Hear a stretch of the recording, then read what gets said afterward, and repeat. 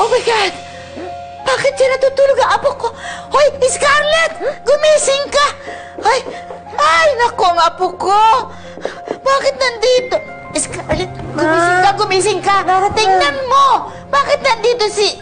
Ay, naku! Catherine! Catherine! Catherine! Bakit siya nandito? Ito si Catherine. Kanina lang katabi ko siya sa kama.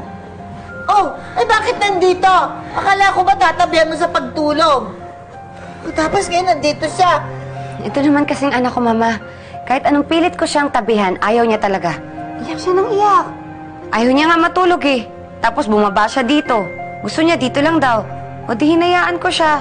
Siguro namamahay siya. Pero nung makita mo natutulog, di sana binuhat mo at dilagay mo dito sa kama. Mama, yun na nga yung plano ko. Kaso sobrang pagod ko rin siguro. Hindi ako nagising eh. Kasalanan ko po. Sorry po. Awa naman yung anak ko. Sige, huwag mo nang sisinin yung sarili mo. Mabuti na lang pumasok ako dito.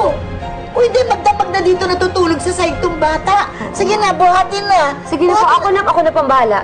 Mama, salamat po. Ay, naku. Huwag na maulit ito, ha? Opo, Mama. Hindi naman tama na nasasahig ang bata. Oo nga, ikawawa naman. Sige na, buhatin mo na. Opo, Mama.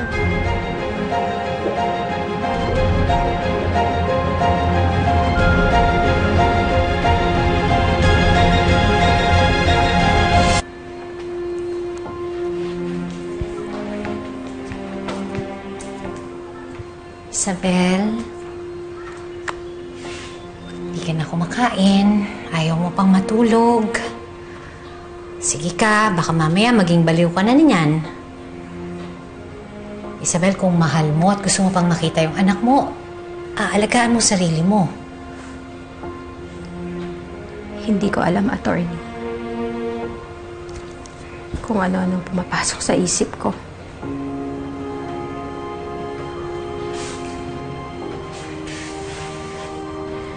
Kilala ko po kasi si Maya. Hindi siya sanay na wala ako. Isabel, alam ko, marami kang iniisip kung anong kalagayan ng anak mo doon. Pero ang konsolasyon mo na lang, nasa mayaman siyang pamilya. Hindi naman siguro siya pababayaan doon. At saka mukha namang mabait yung lola. Pero hindi si Scarlett. Makasarili siya. Alam ko na wala siyang pagmamahal sa anak ko. Hindi siya magiging mabuting ina kay Maya. Baka mga imahinasyon mo lang yan. Mabuti pa, kumain ka, magpahinga, para umaliwalas ang iyong pag-iisip. Ha? Pipilitin ko. Hindi, halika. Halika. Kakain tayo, tapos matutulog, magpapahinga. Naku naman, Catherine. Ang ganda-ganda mo, bagay na bagay sa'yo yung damit mo. Alam mo, pag nakita ka ng lola mo, matutuwa yun. Ay, Piling. Malis ka na. Masyado kang pumapapel dito. Sorry po. Hoy. Huwag mo nang uulitin yung ginawa mo kagabi, ha? At pwede ba, masanay kang matulog dito sa kama.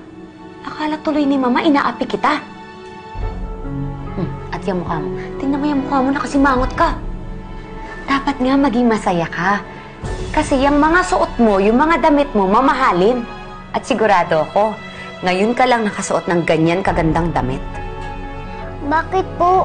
Binibili naman po ako ng nanay ko ng mga damit. Che! Saan? Sa ukay-ukay? At pwede ba tigil-tigilan mo na yung kababanggit mo ng nanay, ha? Ako ang nanay mo. Ako ang mami mo. Ha? Tumingin ka sa akin pag kinakausap kita. Mami ang tawag mo sa akin. Hindi si Isabel. Ha? Baka hindi mo alam kung gaano ako kapikon doon sa babaeng yun. Bakit po? Mabait naman po ang nanay ko ba? Di ba sinabi ko tumigil ka na? Bakit ba ang kulit mo, ha? Scarlett!